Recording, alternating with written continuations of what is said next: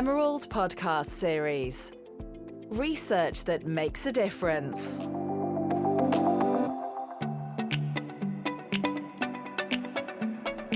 Hello, welcome to the Emerald podcast series.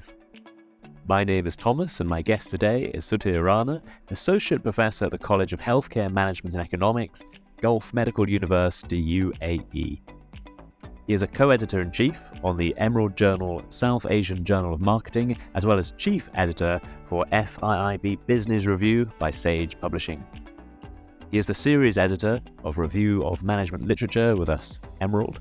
He is an expert in conducting conceptual and literature review-based studies and has contributed more than 200 workshops and sessions on literature review.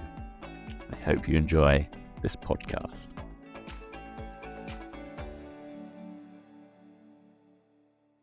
I'm working as an associate professor and program director at College of Healthcare Management and Economics.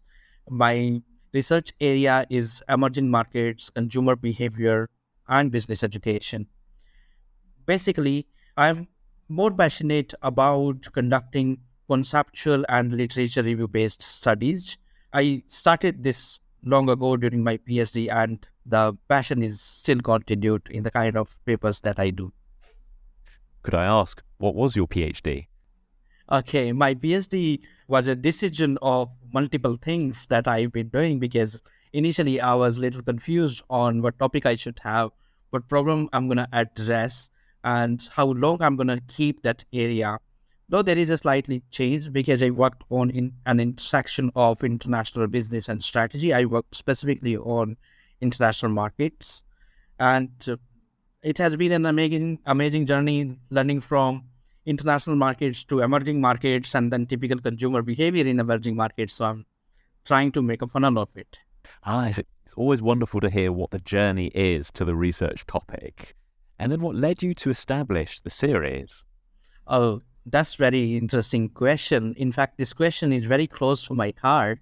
While I was doing my PhD, there were a number of questions and challenges that I come across because there is a abundant of literature available. As you see, any indexing you go to like Scopus or Clarivate, you'll find abundant of literature, research journals and research books.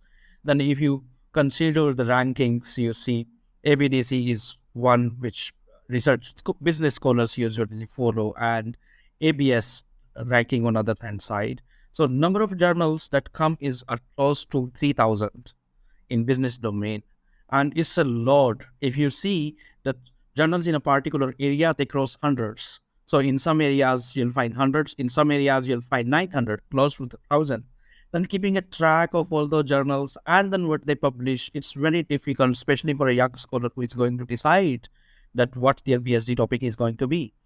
And the literature review papers have helped me out a lot at that time by providing me future research agendas. That, okay, these are the future research areas that one should read and work upon. So this is where my interest got inculcated that, research papers, literature review papers specifically are very, very useful to scholars and young scholars like me to act like a guideline.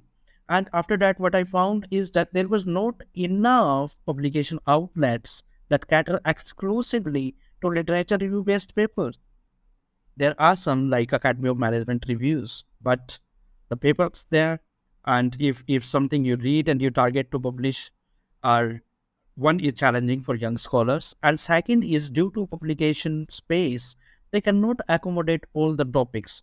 There can be various topic of interest across geographies and people, and as technology is changing, business economies are changing. So new challenges are coming up. For a journal like Academy of Management Reviews, it is very difficult to accommodate a large number of submissions.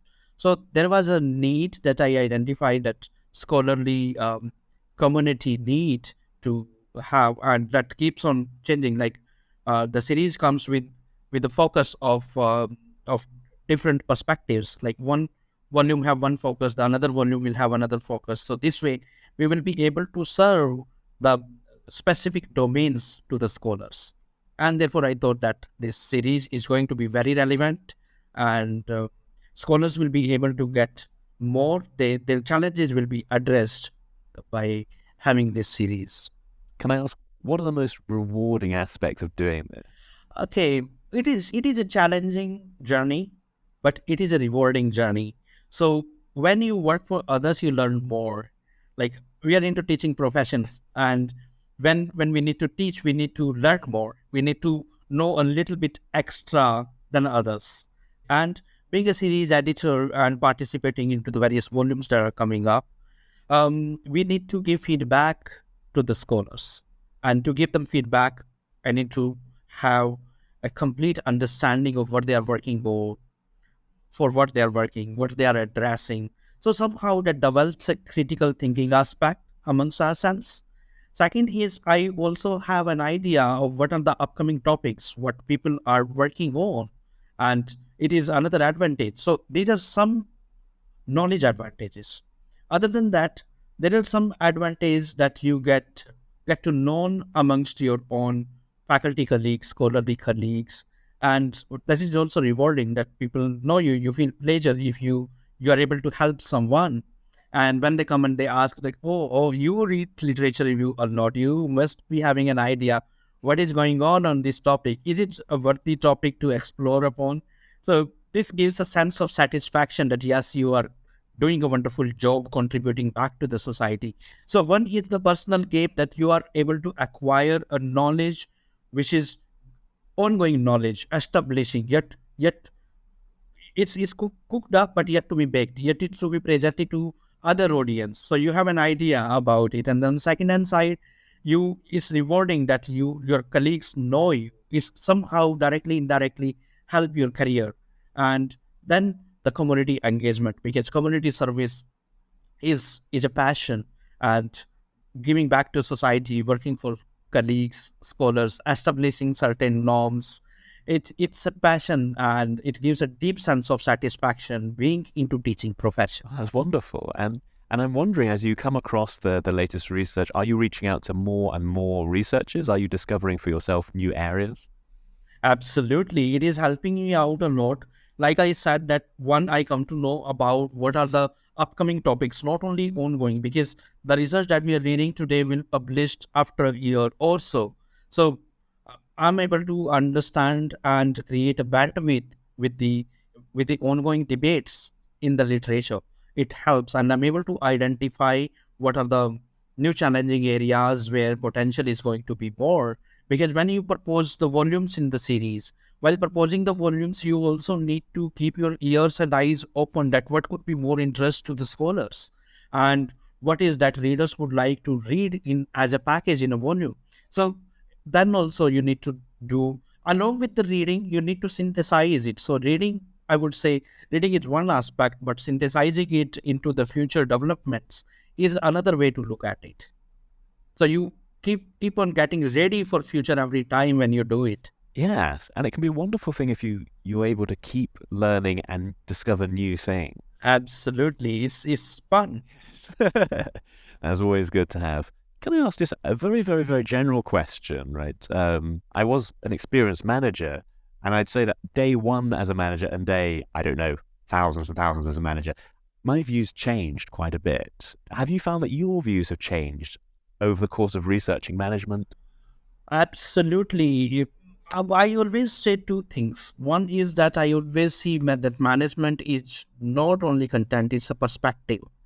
So, for example, the challenges that you come across, you solve it your way. I may have the same challenges, but my strategies or my way is different of solving this challenge. Somebody else may have a different way of addressing this challenge. So management is mostly the practices of management are as much as policy based, are equally the perspective based. So you need to have your perspective, and that perspective will give you more sense of satisfaction, will bring more of your experience into the practice. So the practice and perspectives, they goes hand in hand. For example, you're driving a car, and as long as you drive it, you have perspective. So many times you are not even thinking about whether your foots are where on, and the car goes on and with the same speed, though you are thinking of something else.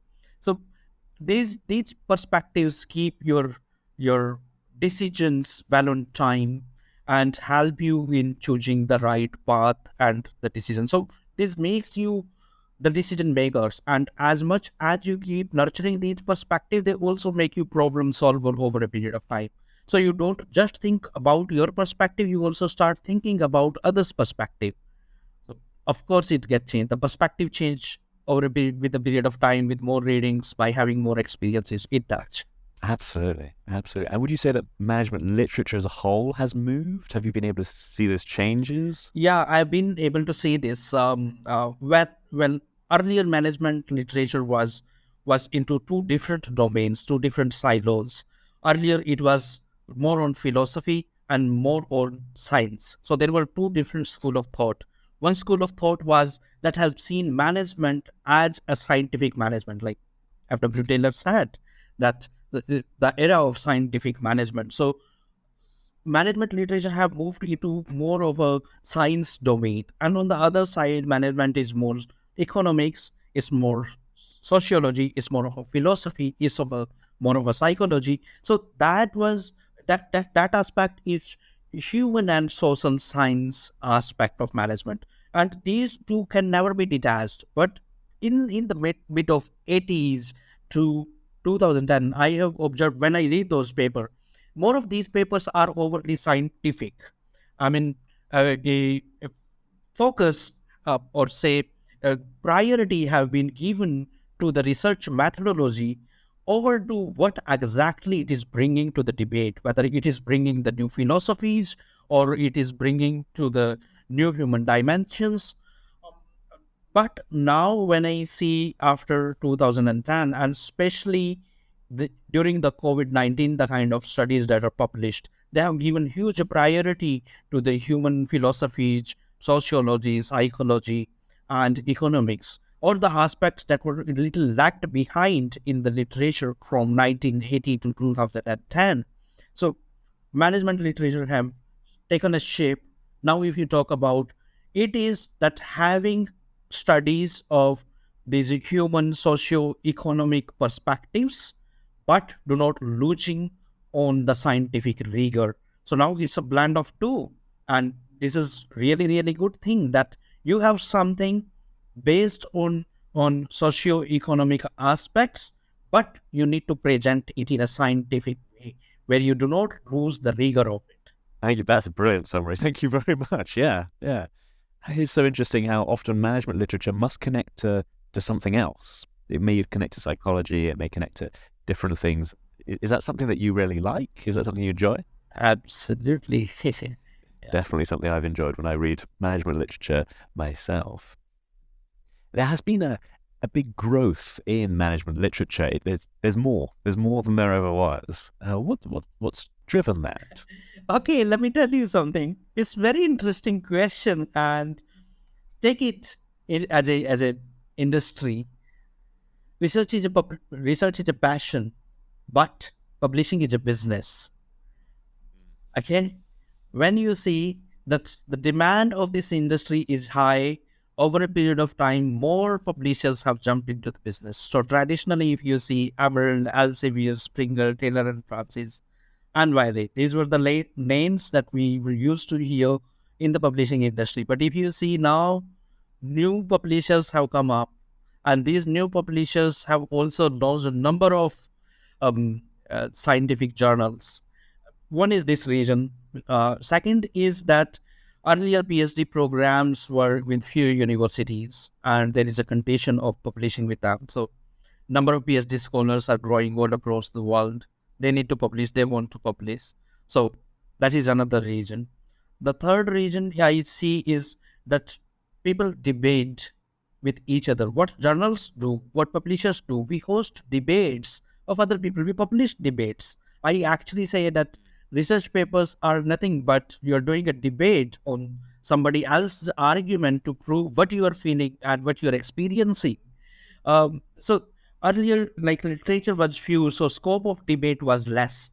Now, over a period of time, the scope of debate have actually grown high. These are some regions like availability of the publishers and journals have grown. Then availability of making arguments and responding to the available literature have grown. Then third is avenues of doing doctorate and postdoctorate studies have grown. So all these together have made the progress in terms of number and volume in the research publication. Which makes life richer for all of us, but also more challenging. Yeah, absolutely. Can I ask, what are some of the biggest trends that you've seen developing in management research? Well, management research, like we were discussing, that is moving in multiple dimensions. As you see, the science is one domain, science and technology, where management research is heading to. It is heading to the artificial intelligence and world of technology and artificial intelligence and open AI. So management practices and technology. This is one area. The other area that you see are human and technology and management practices. So it's a tripod. So one side you have humans, and humans are full with emotions, feelings, envy, angers, happiness. And on the other hand side, you have technology that is supporting, and this is coming like more into augmented reality and metaverse, chat GPT. I mean, people are talking about these are bad buzzwords, and then you have to practice with these advanced technologies and advanced humans.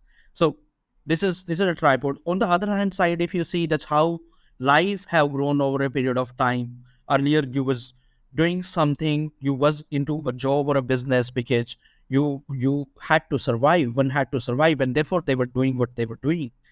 Over a period of time, it has also changed. The people started working to enhance their living standards, but now it is not only living standards on what they consume, how they consume.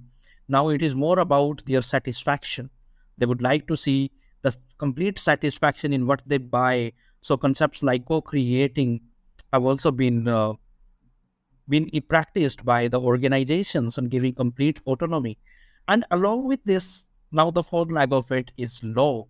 If there will be competition, if there will be more players, if there are more demands by the consumers, then industry need to set its norms, its laws, and and a healthy competition of doing a business within the country, outside the country. So business law within the home markets and within the and at a global level in the host markets, the foreign markets have changed. Laws are changing, consumers are changing, society and living standards are changing, technology is changing.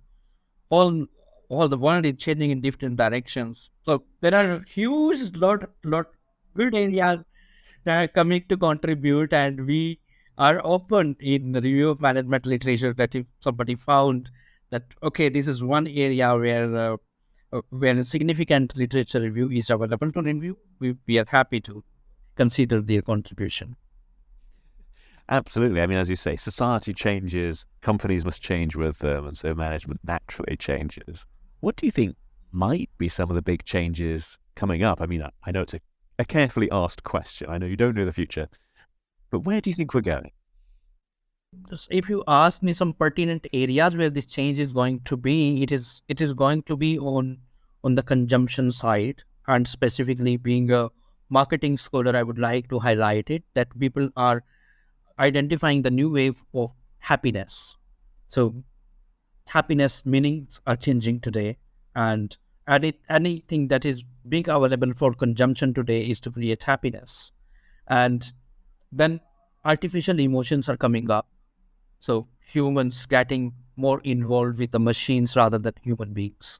This is another area that I see can be explored upon. And then see the strategies. This is how companies are merging and acquiring each other. And first they compete, then they collaborate, then they acquire. And a lot of merger acquisitions are taking place. Though their performance through this merger acquisition have been addressed, but the strategy of a good merger and acquisition is just do, because there are mergers that have failed. So out or there were joint ventures that parted ways after a certain period of time. So I think these things need to fix up. on a strategy level, that how I be international business in and will create an intersection, because every economy is now saying use local, use local. They're protecting themselves, and at the other end side, we have raised the expectations of consumers. They've made them, we have made them the global consumers. So something need to be contributed that how this debate should be breached, and then on the other hand side, you need to see that how humans are changing, in which direction they are changing. Uh, for example, how you keep an employee happy at workplace. It is not only the consumer, how you keep them happy. Though engagement have been in discussion, and but if you ask people, are they really happy with their job? Maybe you'll have more negative answers than the positive answers. So happiness is where I would like to suggest people to work upon, and then work on the intersection, or say bridging the domestic economy objectives with the global one. I'm thinking that with 2020, I saw a lot of turnover for companies. People suddenly stopped and thought about their lives and changed.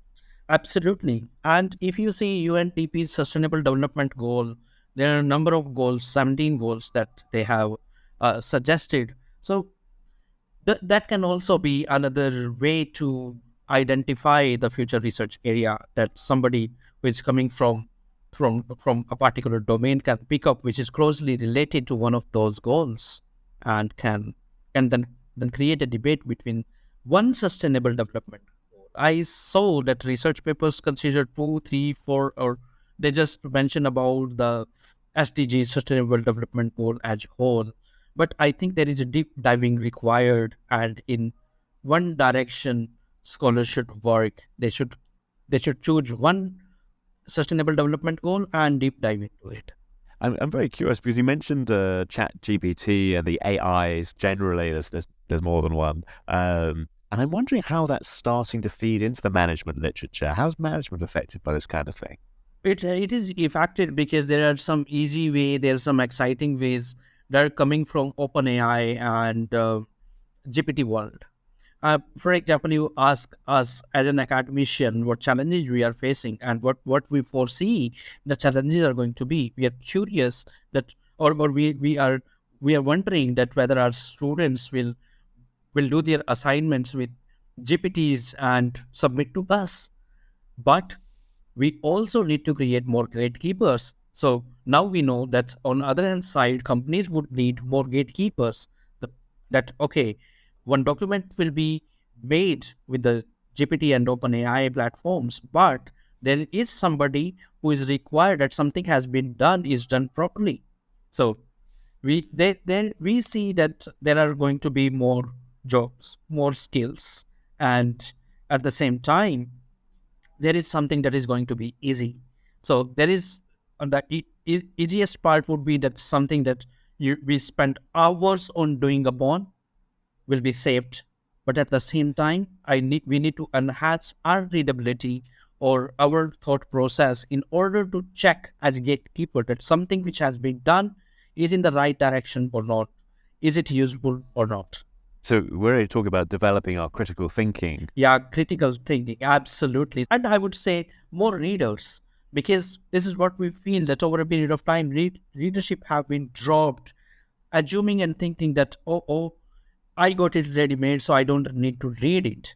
And this is where a large number of people are going to fail. And I would like to alarm them and demystify that if you think that somebody else like GPT have done it for you and you can ready use it as it is not going to work, and especially where quality would matter. So you need to have the complete understanding of it. Yes, the writing part can be done, the collation part can be done, the consolidation part can be done by the open AIs, but at the same time, you need to have a complete understanding of the subject and domain in order to see that whether something that has been presented to you is in the right direction and as per the objectives or not. I'm thinking of when I was taught to navigate ships. First, I had to do it the old-fashioned way. Okay. Because when I used computers, if something went wrong, I understood the logic of why. Yes. I knew why. You couldn't substitute the knowledge. True. You cannot substitute the knowledge. Absolutely. I'm wondering if there's a trend which is current, a big movement, which you think people are overlooking. Is there something we should be looking at more? Okay, COVID-19, I see that people are overlooking, and I see that there are large number of submissions that are still going on. People saying post COVID-19, and there were earlier when we were discussing about it, there were a few thoughts that came as school of thought that were developed at that time. One was that after COVID-19, will we back to the old normal? We will continue with the new normal that was developed, or will we have a combination of both, old versus new? But most of the things, as you see, and especially the essential services, transportation, education, and healthcare, I think these all are back to old normal. There is some slightly change, but the human element is that they like to socialize, they like to talk. So the old normal or new normal cannot diverse the human element out of it. But at the same time, what I see, like you asked me, that I see the overflow. I see the overflow of COVID-19 research submissions just to capitalize on a trendy topic to have a publication. And I feel really sad sometimes that people are not working on the realistic problems to reflect from the experiences or the knowledge that was gained from the COVID-19. A large number of submissions are done in the journals, and the series also. There are a number of questions that I also receive that people and scholars like to capitalize on this trendy topic. If there was a PhD student listening to this, choosing his topic, where would you encourage him to look? Well, if you ask me the domain, it is very difficult to answer this question because everybody have their passion. Maybe you would like to work on human resource and not on marketing, or you'd like to work more on economic side and not on strategy, or you are an operation and supply chain guy. You want to work uh, on uh, on the deliveries and supplies of a material. But subject I don't think that I can suggest, but yes, I can suggest the way. Whatever suggests they are interested in, they must read some literature review papers of that particular subject area. And those literature review paper will synthesize, will criticize, will also reflect on the future research areas and agendas. And this is what is going to be very, very, very useful to those who are currently doing PhD and deciding new projects, and those who are choosing their PhD topics. So literature review papers are going to work like a guideline for them, like a Bible, you say, for them in order to choose their topics. Perfect. And thank you very much. I feel that's almost the perfect place to end it. Can I ask, is there anything else that you'd like to add? Anything I haven't asked? You have asked very beautiful questions, Thomas. I'm really, really thankful to you. I would like to say that everybody gets something in literature review papers. And whether somebody publishes a empirical paper, they also need to do literature review. If they are doing any conceptual paper, they also need to do literature review. Any form of the methodology, either qualitative or quantitative, also need to have some knowledge of the previous literature. So there are not any scientific projects that do not require any kind of literature review. So some literature review is always required because you'd like to see that how the domain is progressing and have progressed over a period of time. And this is the purpose that we are trying to serve and contribute to the community, and would like to encourage more readership and more authorship of literature review papers. I'm sure scholars are going to enjoy these, and the literature review papers will give them more knowledge because they will have a summary of previous literature in these papers. And so these are going to save their time, these are going to somehow save their efforts, and at the same time they will also guide them that what they should read and what they should not. So literature review papers are going to be more useful. I strongly advise and motivate all the listeners and scholars give a special consideration to literature reviews. Thank you so much, Thomas. Thank you very much, Doctor. It's been an absolute pleasure.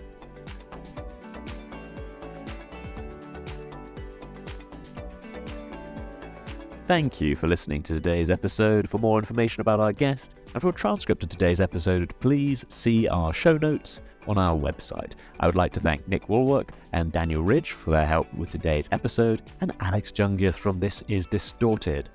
You've been listening to the Emerald Podcast Series.